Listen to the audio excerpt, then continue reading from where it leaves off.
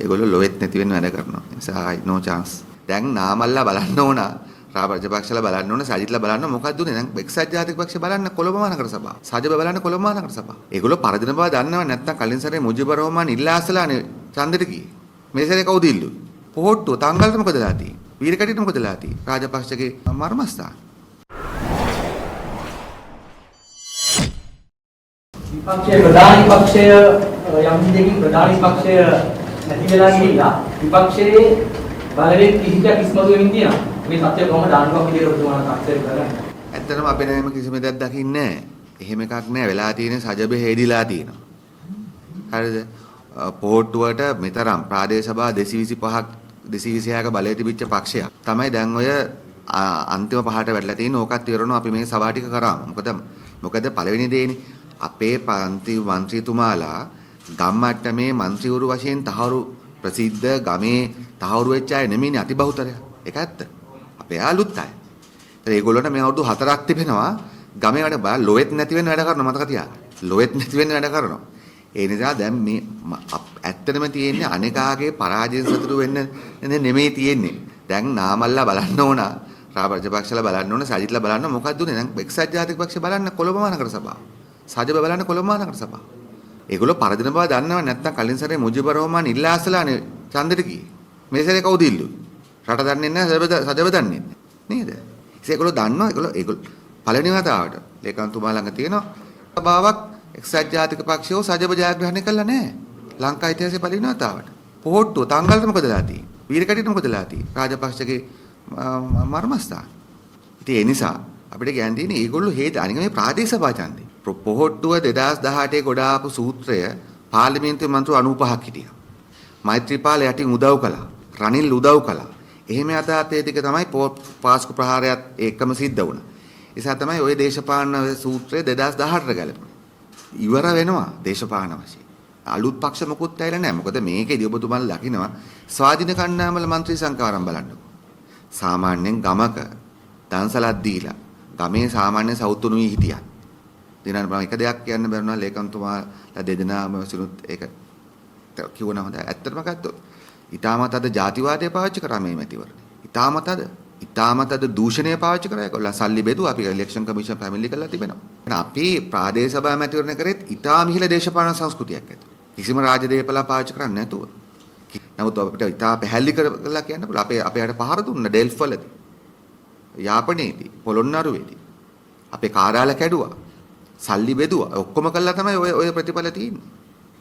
ඒ නිසා ප්‍රාදේශ සභා මැතිවරණකින් ගොඩ එන්න නම් තව ගොඩාක් සාධක සම්පූර්ණ වෙන්න ඕන. ඒ නිසා දේශපාලන වශයෙන් ජාති ජන බලවේගය ඉතා පැහැදිලි පදනමක් දාලා තියෙනවා. අපි දහස් ගණන් තරුණ දක්ෂ අලුත් ගම්මට්ටමේ නායකයෝ තවාණක් දාලා තියෙනවා. ඒගොල්ලෝ ලොවෙත් නැති වෙන්න වැඩ කරනවා. ඒ නිසා no chance වෙන අයට. ඊටාම පැහැදිලි කියන්න ඕන ජාතික දේශපාලනයේ සහ ප්‍රාදේශීය දේශපාලනයේ වෙනසක් තිබෙනවා. මේ ප්‍රාදේශීය උතුරු සහ නැගෙනහිර ගත්තම විශේෂයි. අපේ ජාතික ජන බලවේගයෙන් හැරුණාම අනිත් සියලුම පක්ෂ වලින් ගත්තොත් ඒවයි අවුරුදු 10 15 20 25 දේශපාලනය කරපු සභාපතිකම් කරපු මන්ත්‍රීකම් කරපු අය තමයි අපේක්ෂකවලාදී තියෙන්නේ. ඒ වගේම තමයි කොට්ටාශ ක්‍රමේ නිසා යම්කිසි බලපෑම විශේෂත්වකුත් තිබෙනවා. මොකද යම්කිසි අපේක්ෂකයේ කාලයක් එතන පළපැදියම් වෙලා ඉන්නවනම් ඔහුට අමතර වාසියක් තිබෙනවා. මම හිතන්නේ ඔය විවිධ දූෂණ චෝදනා ලැබලා පක්ෂයක් වශයෙන් ලංකාවේදී විශාල වශයෙන් පහට වැටලා අනාගතයක් නැති පක්ෂයක් බවට පත්වලා තිබියදී පවා ඔය සමහර ජනතා ප්‍රතික්ෂේප කරන පක්ෂවලට කොට්ටාශ වලින් යම්කිසි ඡන්ද සංඛ්‍යාවක් ගන්න පුළුවන් වෙලා තිබෙන්නේ ඒ හේතුව නිසා. නමුත් අපි කිසිසේත්ම හිතන්නේ නැහැ ඒක ජාතික දේශපාලනයේ ප්‍රකාශනයක් කියලා. ඒ නිසා උතුරු සහ නැගෙනහිරට දාලව ගත්තොත් තියෙන්නේ මම හිතන්නේ අපි උතුරු සහ නැගෙනහිර ජනතාවත් එක්ක අනුර සහෝදර ජනාධිපති වශයෙන් දේශීය මක්ක ශක්ති විදියට අපි හදාගත්ත ඒ සලස්ම ඊටාම ශක්තිමත් වෙලා තිබෙනවා. ඒ වගේම අපි බලාපොරොත්තු වෙනවා දැනටමත් අපිට තිබෙන සාකච්ඡා තොරතුරු අනුව උතුරු පළාතෙත් යම්කිසි සභා ගණනාවක් නැගෙනහිර පළාතේ සභා ගණනාවක ජාතික ජන බලවේගයේ බලය පිහිටවන්න පුළුවන් මේකල මොකද සමහර සභාවල අපි බහුතරයේ ඉන්නවා. කියන්නේ බහුතරය කියන්නේ අපි වැඩිම മന്ത്രി සංඛ්‍යාව තියෙන අපිට නානාට්ටාන් වගේ ගත්තත් වවුනියා සභා කීපයක් ගත්තත් ඒ නිසා අපි බලාපොරොත්තු වෙනවා මේ ඊටාම විශේෂ ප්‍රතිඵලයක් එක්ක ඉදිරියට යන්න. දැන් ලංකාවම ගත්තත් ඔබ දන්නවා මේ අපි 2018 ප්‍රාදේශ සභා මැතිවරණේ අපිට එක සභාවක්වත් බලය තිබුණේ නැහැ. 2018 එතන ඉඳලා තමයි දැන් මේ 250ක ඉක්මවලා බලය අරන් තිබෙන්නේ. මොකද මේක වෙනස්. ඒකත් මේක සැලකට ගන්න ඕන කාරණයක් විතර තිබෙනවා.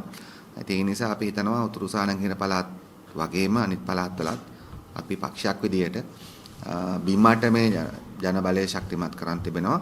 මේක විශේෂයක් කියන්න ඕන.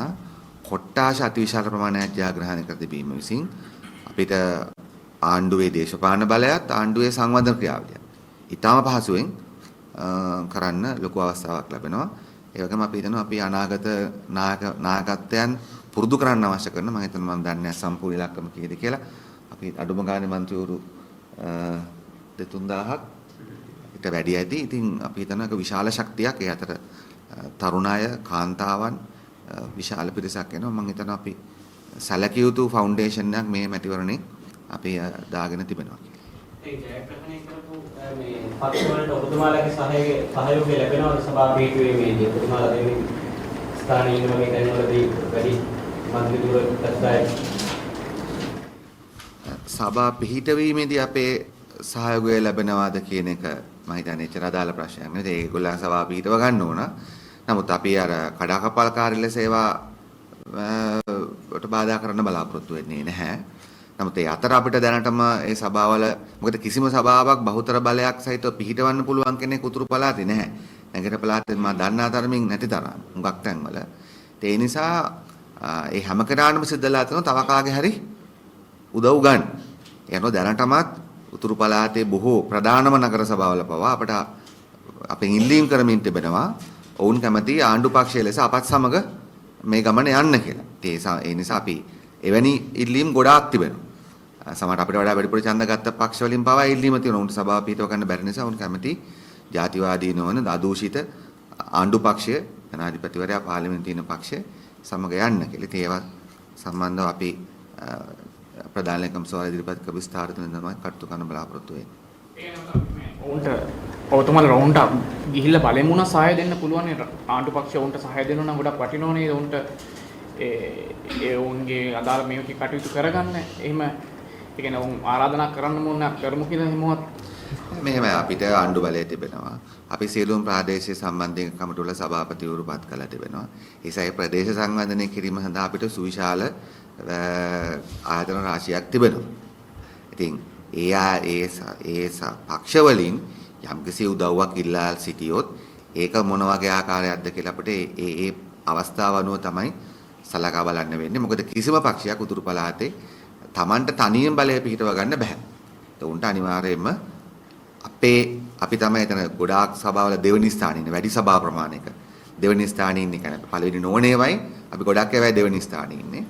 ඒ නිසා උන් නිරාසයෙන්ම අපේ උදව් ඉල්ලන්න පෙළඹිලා තිබෙනවා ඊ රාත්‍රියේ ඉඳලාම. නමුත් අපි පක්ෂයේ මේ පොදු ප්‍රතිපත්තිය ඇතුළත තමයි කටයුතු කරන්නේ. ඉතින් අපි කාටවත් බාධා කරන්න බලාපොරොත්තු වෙන්නේ නැහැ. ඉතින් බලනවා අපිට සභා පිහිටවා ගැනීමේදී අර කලින් කිව්වා වගේ අර වගේ කණ්ඩායම අරුණාම අනිත් කවුරු හරි කැමති නම් අපිත් එක්ක එකතු වෙලා ඉස්සරහට යන්න අපි උන් සමග ඉස්සරහට යන්න උත්සාහ කරනවා.